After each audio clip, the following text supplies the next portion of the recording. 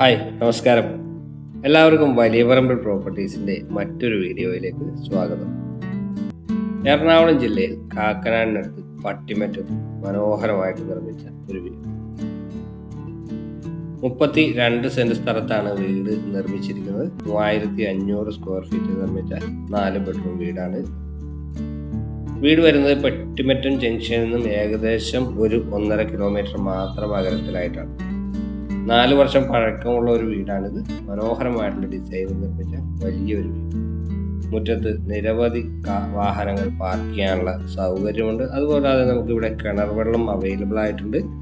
ധാരാളം തെങ്ങുകളും ധാരാളം മരങ്ങളും എല്ലാം ഈ വീടിൻ്റെ കോമ്പൗണ്ടിൽ നമുക്ക് ലഭ്യമായിട്ടുണ്ട്.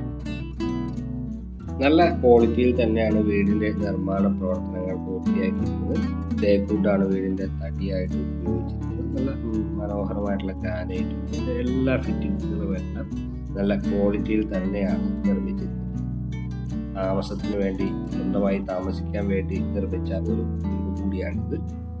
പക്ഷെ അവരിപ്പോൾ ഇവിടെ ഇല്ല, ഇതിൻ്റെ ഓണർ ഇപ്പോൾ ഇവിടെ സ്ഥലത്തില്ല. അതുകൊണ്ട് ഇത് വിൽക്കാൻ ഉദ്ദേശിക്കുന്നു.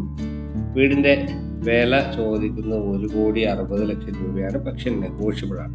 വീട് വളരെ മനോഹരമായിട്ടുള്ള റെസിഡൻഷ്യൽ ഏരിയയിലും അത്യാവശ്യം സ്ഥല സൗകര്യത്തോടും കൂടി നിർമ്മിച്ച വലിയ വീടുകൾ ആകണമെന്ന് ആഗ്രഹമുള്ളവർ, അല്ലെങ്കിൽ നല്ല സ്ഥല സൗകര്യത്തിൽ ജംഗ്ഷനിൽ നിന്നും അധികം ദൂരമല്ലാത്ത രീതിയിൽ വീട് വാങ്ങണമെന്ന് ആഗ്രഹമുള്ളവർക്ക് നല്ലൊരു ചോയ്സാണ് ഈ വീടിൻ്റെ വിലയും ഒരുപാട് കൂടുതലല്ല. 32 സെന്റ് സ്ഥലത്ത് 3500 സ്ക്വയർ ഫീറ്റുള്ള വീടാണിത്.